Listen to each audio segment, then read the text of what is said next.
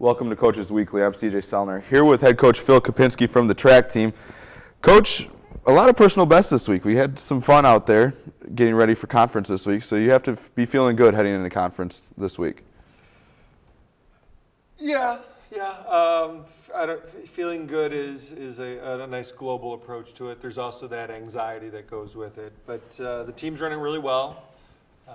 We rested a few people over the weekend, but pretty much those that ran, I'd say over 85% who ran through jump or participated at some level or were coming back from injuries that we'd been sitting out, either equaled or surpassed the lifetime best in the events we put them in. So I'd like to say that I'm excited, but you just set the new barrier, and now we'll just try to break all of those again next week and the week after that.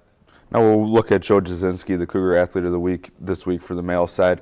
He's one that's always had a big heart, played on the football team. Now he's a track thrower, and he's just a great guy, and he really deserves it as a senior this year, and he's throwing really well for you guys. Yeah, Joe is another one who you'd build a program around. Just a quality leader, quality young man. Even with he's having a little elbow pain, so it's kind of affecting his shot put a little bit this year, but he still threw a season's best this year, this past weekend, and threw a lifetime best in the weight throw. So his throws are getting better, even nursing a little bit of an elbow injury. And he just manages it all. He's doing his student teaching, keeps his grades up, and finds time to practice around that schedule. And he's still throwing at a high level. So we're those are the kind of athletes you, as a coach, go to bed at night hoping you had more of. Now those are the clones, kind of like the Chelsea Wilson type. And talk about any other really standout performances on the men's side from this weekend. I was excited to see a couple of our football players, Zach Slusher and Marcus Harmon, take a step forward in their training this past week. And Zach Slusher ran his lifetime best in the prelims and then again in the final. Marcus Harmon took a full second off in his 200. So, developing. There's a high upside for those guys, but still a lot of work ahead of them. Josh Warren, which is a name we mention occasionally. Strange story. Last year at this Margaret Bradley invite, he ran the 400 and he ran it in 50.70 to set the school record. This past weekend at the Margaret Bradley, his first 400 of the year, he runs a 50.70. So exactly the same time. I wish he could have been 0.01 quicker and broke his own school record. Not an event we've done a whole lot of training for, but just a naturally, gifted track athlete. So he actually won his event. It was nice to see. He held on, did really well. Will Serber, pole vaulter, had been out with a little bit of a back injury that's kind of a recurring nagging thing. He comes out and he was had 3 attempts at the school indoor record by the end of the day. So I'm sure he was tired at that point because we came in with the concept of getting some runs and some work, and everything was clicking for him. So we had a lot of exciting performances on Saturday from the men's side. Now looking at the women's side, of course we have Chelsea Wilson. I've heard of her. A few times we've talked about her. She wins the 60-meter this week and runs well. Not a personal best or anything, but a win's a win. As we say, we're not racing for wins. We're racing against the clock. Yes, right now. Yeah. And this week, a lot of schools, obviously her main competition in conference, ran in the prelims, but not the finals. And, Coach is very smart. He knows she's going to nationals. They actually went to a meet on Friday so she could run Friday, then run Saturday to get the feel of what nationals are going to feel like. If Chelsea gets a little bit higher up on the board, we would try to replicate that same kind of situation. So they're doing a lot of race prep with her. She wasn't in the finals, but her and Chelsea have a great rivalry. They're great friends.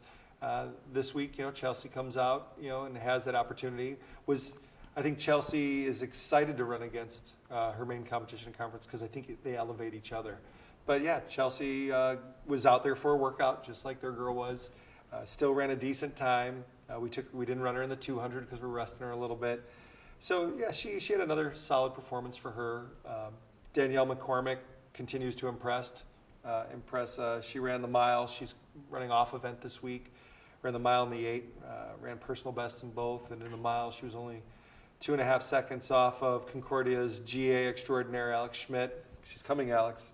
Alex has the current record, and Danielle's on the horizon of hopefully surpassing that. Our women's throwers, Alex Blindauer had another good day. She improved in her shot. And Tilly Abraham, who is nursing a bit of an ankle situation. We've had to switch events for her so she could compete.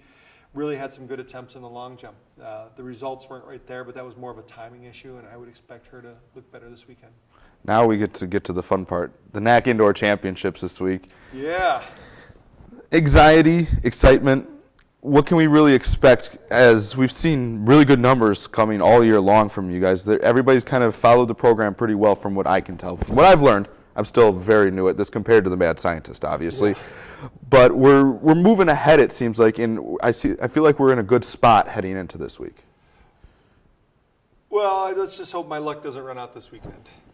Everybody has been improving, and with Coach Baker and Coach Mack, it's a team effort. You know, we're all upstairs trying to figure out the right combination of exercises and lift and reps and intervals and recovery, and it's been working pretty well. You know, our best hope is to go out there and have the athletes once again perform against the watch and do well. You know, this week time isn't necessarily always the gold standard, because championship racing is different than any other racing. You race to place, you don't race to be fast. So if Josh is in the 800, if he runs a 2 and wins, I could care less. You know, if Chelsea in this 200 can run 200 would be a little bit different, but you know, if she doesn't have to run her best time to win, then we're fine with that, because you know, you're trying to amass as many points for your school as you can. And we have a couple, you know, athletes joining us from other sports now that have ended their season, so it'll help give us some much needed depth. And hopefully we can just kind of, you know, build on what we did last year at the conference meet. Yeah, it's kind of that, we're at that point where you're excited to get to the end of the indoor season closing in, and then you're looking forward to outdoor and realizing this is still a long marathon here. There are sprints in track, but this is a marathon of a season.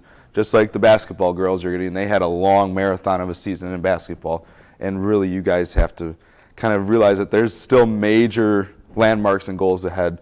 That this mean, yeah, it's really cool conference and everything. You want to perform well. That's any athlete's dream, but to be ready for the outdoor season, which is really what you guys are getting ready for. Yeah, and we anticipate, you know, if we've done everything correctly after conference, you know, we'll give them a little time. There'll be a little letdown, because you can't stay.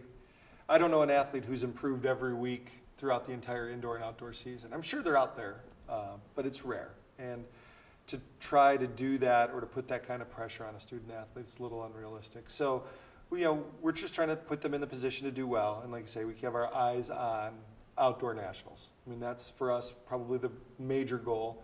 Indoors would be nice, but as we talked about earlier in the year, not having our own facility kind of hampers that a little bit. We train at really off hours, like a lot of the teams in our conference. And so you try to get there, and it's icing on the cake if you do, but we kind of sometimes train through indoors with the hopes of being better outdoors. This year we may not see as many huge gains as we did last year in outdoor, because everybody's performing so well now, but I anticipate we'll still continue to get better. Well, we look forward to seeing the results from this week. Cougars are at the NACC Indoor Championships this week. Look forward to talking to a hopefully happy mad scientist next week, Monday. For Coach Phil Kopinski, I'm CJ Sellner. Thank you for watching Coaches Weekly.